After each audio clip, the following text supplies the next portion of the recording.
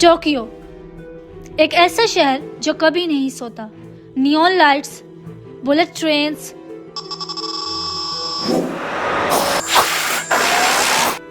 Robots, दुनिया का सबसे मॉडर्न सपना। एक ऐसा सपना जो हर कंट्री चाहती है हमारा मुल्क जापान जैसा हो, और हर साउथ एशियन का सपना जापान को लेकर। रिलेटेबल रहता एनिमी, स्टोरी लाइन अच्छी रहती है, कुछ एक डीप मीनिंग दिखा रहा है। लेकिन इस चमकदार सड़कों के पीछे एक ऐसी खामोशी है जो पूरे देश को धीरे धीरे मार रही है। हर साल जापान में शहरों से ज्यादा लोग चुपचाप गायब हो रहे हैं। यहाँ कोई वॉर नहीं चल रही, और ना ही जापान पर कोई बॉम्ब गिरा है, और ना ही कोई वायरस आया है। Be absolutely terrible to live here. I'm gonna leave Japan unfortunately next week. I have 43 more days. They gave me like 2 months to leave और the फिर country. भी एक पूरा कंट्री खत्म होने की लाइन में खड़ा है। It's a work oriented. Landlords would outrightly say no foreigners. I'm kind of just like outcast. और जो बाहर से इस देश में नई जिंदगी ढूंढने आते हैं, उनमें से ज्यादातर कुछ ही सालों में वापस भाग जाते हैं। How much Japanese you speak or if you get naturalized as a citizen, it doesn't matter. सवाल ये नहीं कि जापान में क्या हो रहा है, सवाल ये है क्या जो जापान में आज हो रहा है वही कल पूरी दुनिया में होने वाला है। सवाल ये नहीं है कि अगर एक देश इतना अमीर, इतना सेफ और इतना एडवांस होकर भी अपने लोगों को खुश क्यों नहीं रख पा रहा, बल्कि सवाल ये है तो फिर असली प्रॉब्लम टेक्नोलॉजी है या हम खुद हैं। और जब पूरी सोसाइटी अकेले रहना सीख जाए तो क्या उसका कोलैप्स शुरू हो चुका होता है। सो आज हम किताब का वो आखिरी पन्ना पढ़ेंगे जिसे अक्सर लोग आखिरी पन्ना समझकर छोड़ देते हैं। The dark reality of Japan. Why would Japanese people rather stand on a crowded train than sit next to a foreigner? When I was trying to find an apartment, there was a lot of times where, landlords would outrightly say no foreigners. These are not dead bodies. This is not a crime scene. These are businessmen passed out on the streets of Tokyo after a long day at the office. Chapter number 1, the empty future. Japan को दुनिया एक country के नाम से जानती है, robots, bullet trains, AI, smart cities. लेकिन Japan का असली फ्यूचर धीरे धीरे गायब हो रहा है। आज जापान के कई शहरों में स्कूल्स, बिल्डिंग्स खड़ी हैं, लेकिन उनमें बच्चों की आवाज़ नहीं है। क्लासरूम्स खाली हैं, डेस्क पर धूल जमी है, प्लेग्राउंड्स पर झूले हैं पर उन पर झूलने वाला कोई नहीं। हर साल जापान में हजारों स्कूल्स परमानेंटली बंद हो रहे हैं, इसलिए नहीं कि पैसा नहीं है, इसलिए कि बच्चे ही नहीं हैं। जहाँ कभी सुबह स्कूल बसेस खड़ी होती थी, आज वहाँ सिर्फ सन्नाटा है। जापान फ्यूचर के लिए तो तैयार था, लेकिन फ्यूचर आया ही नहीं। मतलब बच्चे कम हो गए हैं और बूढ़े लोग बहुत ज्यादा। 2024 के डाटा के अकॉर्डिंग जापान में 7 लाख के करीब बच्चे पैदा हुए हैं, और जापान की आबादी है 12 से 13 करोड़ के बीच, और सिर्फ एक साल के अंदर 9 लाख के करीब आबादी कम हुई। मतलब हैप्पी बर्थडे से ज्यादा फ्यूनरल्स मनाए जाते हैं। एक देश जहां लोग मर रहे हैं पर उनकी जगह लेने के लिए कोई नया आ ही नहीं रहा। सो कंक्लूड ये है कि ये सिर्फ नंबर्स का गेम नहीं है, ये एक सिविलाइजेशन का स्लो डेथ है। और इसीलिए जापान का सबसे बड़ा क्राइसिस हमारे कंट्रीज की तरह ज्यादा लोग होना नहीं है। जापान का सबसे बड़ा क्राइसिस है लोग ही नहीं होना। Now the chapter number 2, loneliness virus. Japan में एक वर्ड है कारोशी, जिसका मतलब है डेथ फ्रॉम ओवरवर्क। यानी कि जापान में एक कल्चर है जिसमें लोग बिजी होते हैं, इतना बिजी कि साथ में एक बंदा बेहोश भी हो जाए तो उसे उठाकर पानी नहीं पिला सकता या उसे हॉस्पिटल नहीं ले जा सकता, क्योंकि वो काम कर रहा है। आप किसी कंपनी में 10 साल भी काम कर लोगे तो आपका फिर भी कोई अच्छा दोस्त नहीं बन पाएगा। जापान की बुलेट ट्रेन्स तो देखी होंगी, और अंदर से लोगों की हालत कुछ ऐसी होती है, थकन, depression, fatigue because of overwork. और ये सब नॉर्मल है, हर ट्रेन में देखने को मिलेगा। इंसान सुकून से सो भी नहीं सकता।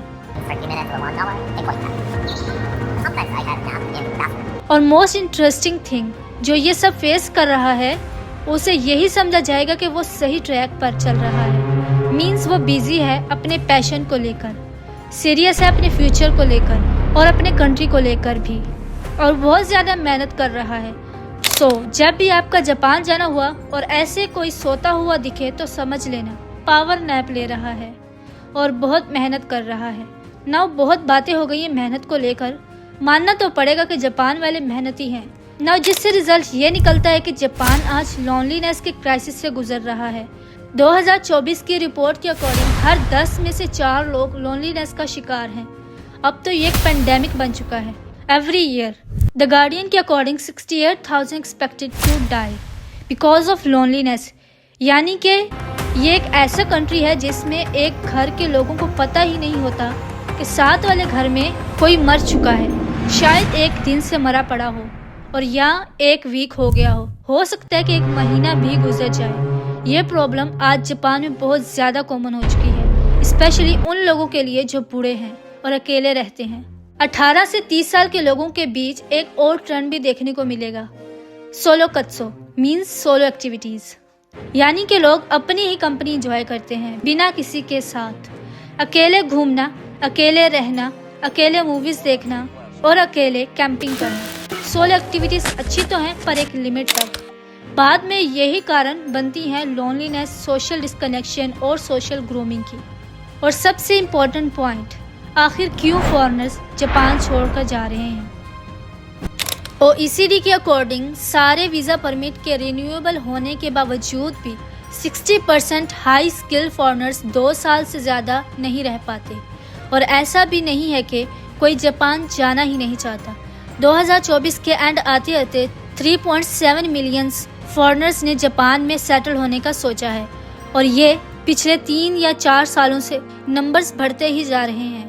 मगर सवाल अभी बाकी है कि आखिर इन फॉरेनर्स के साथ ऐसा क्या होता है। 2 से 3 सालों के अंदर अंदर वापसी की राह देखते हैं। It would be absolutely terrible to live here. I'm gonna leave Japan unfortunately next week. एक सवाल ये भी है कि आखिर क्यों जापानीज ट्रेन में खड़ा होना तो पसंद करते हैं, चाहे ट्रेन में 3 से 4 सीटें खाली भी हों, पर शर्त ये कि उस पर फॉरेनर बैठा हो। Japanese people rather stand on a crowded train than sit next to a foreigner.